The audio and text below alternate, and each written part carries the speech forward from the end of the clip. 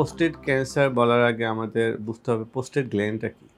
Prostate গ্ল্যান্ডটা পুরুষের থাকে, যেটা মূত্রথলির নিচের দিকে থাকে। প্রোস্টেট গ্ল্যান্ডে অনেক ধরনের টিউমার হয়। এই টিউমারটা আস্তে আস্তে ধীরে ধীরে ক্ষতর মাধ্যমে প্রোস্টেট ক্যান্সারে রূপান্তরিত হয়। প্রোস্টেট ক্যান্সারটা পুরুষের হয় এবং এটা বয়স বৃদ্ধির সাথে সাথে এটার বৃদ্ধি হওয়ার সম্ভাবনা বৃদ্ধি পায়।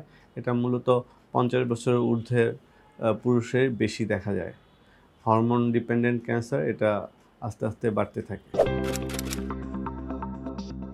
প্রোস্টেট ক্যান্সারের প্রথমত যেগুলো লক্ষণ আমরা লক্ষ্য করি, একটা হচ্ছে প্রস্রাবের গতি কমে যাওয়া, চিকন নালে প্রস্রাব হওয়া, প্রস্রাবের সাথে রক্ত যায়, অনেকের প্রস্রাব করার সময় ব্যথা হয়, অথবা রিপিটেড ইনফেকশন হয়, প্রস্রাবের ইনফেকশন হয়। স্ক্রিনিং একটা প্রসিডিওর যেটার মাধ্যমে আমরা কোনো একটা রোগ সম্বন্ধে আগে থেকেই ধারণা করতে পারি। তো স্ক্রিনিং ক্যান্সারের ক্ষেত্রে খুবই জরুরি। সব ক্যান্সারের ক্ষেত্রে স্ক্রিনিং করা যায় না, কিন্তু প্রোস্টেট ক্যান্সারের কিছু কিছু পদ্ধতি আছে যেগুলো দিয়ে আমরা বুঝতে পারি প্রোস্টেট ক্যান্সার হওয়ার সম্ভাবনা আছে বা হওয়ার প্রবাবিলিটি বৃদ্ধি পাচ্ছে, এটা দিয়ে আমরা বুঝতে পারি। লাইক পিএসএ একটা পরীক্ষা আছে যেটা ব্লাড থেকে করতে হয়, রক্ত থেকে করতে হয়। আরেকটা হচ্ছে ডিজিটাল রেকটাল এক্সামিনেশন, যেটা পায়ুপথে হাত ঢুকে এটা করে আমরা অনেক সময় আন্দাজ করতে পারি যে তার হওয়ার সম্ভাবনা আছে। প্রত্যেকটা ক্যান্সারের একটা স্টেজ আছে। তো আমরা ক্যান্সার ডায়াগনোসিস হওয়ার পরে এটা স্টেজিংটা করি। স্টেজিংটা হতে পারে ইমেজ গাইডেড, অথবা সেরোলজিক্যাল, অথবা ক্লিনিক্যাল, এগুলো করে আমরা স্টেজিং করি। যদি আর্লি স্টেজ আসে সেক্ষেত্রে আমরা অপারেশনের মাধ্যমে কিওর করার চেষ্টা করি, লাইক প্রোস্টেটেক্টমি। দেন আরও পদ্ধতি আছে যেমন রেডিওথেরাপি, আরেকটা আছে হরমোন থেরাপি, দেন কেমোথেরাপি। এই সকল এই 4-5টা প্রক্রিয়ার মধ্যে আমরা চিকিৎসা দিতে পারি। আমাদের বাংলাদেশের প্রেক্ষাপটে সবগুলোই সম্ভব। অস্ত্রোপচার বা প্রোস্টেটেক্টমি, রেডিওথেরাপি অনেকগুলো ওয়ে আছে, like আইএমআরটি, ভিম্যাট, proton therapy.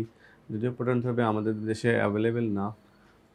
Hormone therapy এটা একটা মুখে খাওয়ার ওষুধ, আরেকটা আছে নাভিতে একটা ইঞ্জেকশন দেয়, ওইটার মাধ্যমে করে থাকি। আর কেমোথেরাপি এটা বাংলাদেশে অ্যাভেলেবেল, এবং আমাদের বাংলাদেশে অনেক কোম্পানি আছে যেগুলো এই কেমোথেরাপিগুলো বাজারে নিয়ে আসছে।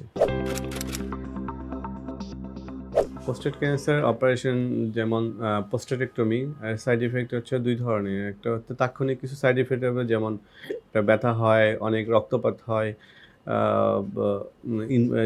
প্রস্রাবে ইনফেকশন হয়। আর লং টার্ম ইফেক্টের মধ্যে যেমন তাদের যৌন ক্ষমতা কমে যাবে, প্রস্রাব অনেক সময় বন্ধ হয়ে যেতে পারে, প্রস্রাবের রিপিটেড ইনফেকশন হয়। ক্যান্সার রোগটা অবশ্যই খারাপ রোগ, বাট খারাপ বলেই যে হাল ছেড়ে দিয়ে বসে থাকা যাবে তা না। এটা প্রপারলি ভালো করে চিকিৎসা নিলে, ফ্যামিলি সাপোর্ট দিলে, ডাক্তার আমরা যারা আছি তারা চেষ্টা করি রোগীরে মানসিকভাবে সাপোর্ট দেওয়ার। আর যা যা চিকিৎসা আছে তাকে আমরা ব্যাপারে কাউন্সিলিং করি।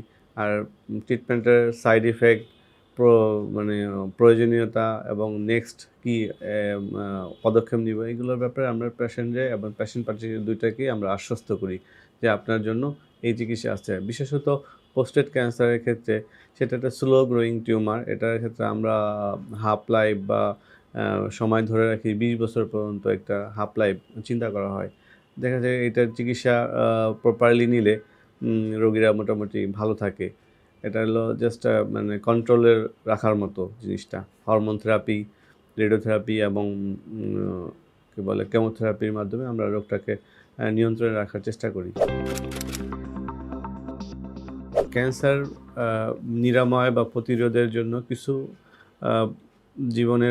জীবনযাত্রার মান পরিবর্তন করা, যেমন পরিমিত পানি পান করা, সবুজ শাকসবজি খাওয়া, নিয়মিত এক্সারসাইজ করা, সিগারেট বা মদ এগুলার পরিহার করা, নিয়মিত ভ্যাকসিন নেওয়া যেগুলা চিকিৎসকরা পরামর্শ দেন।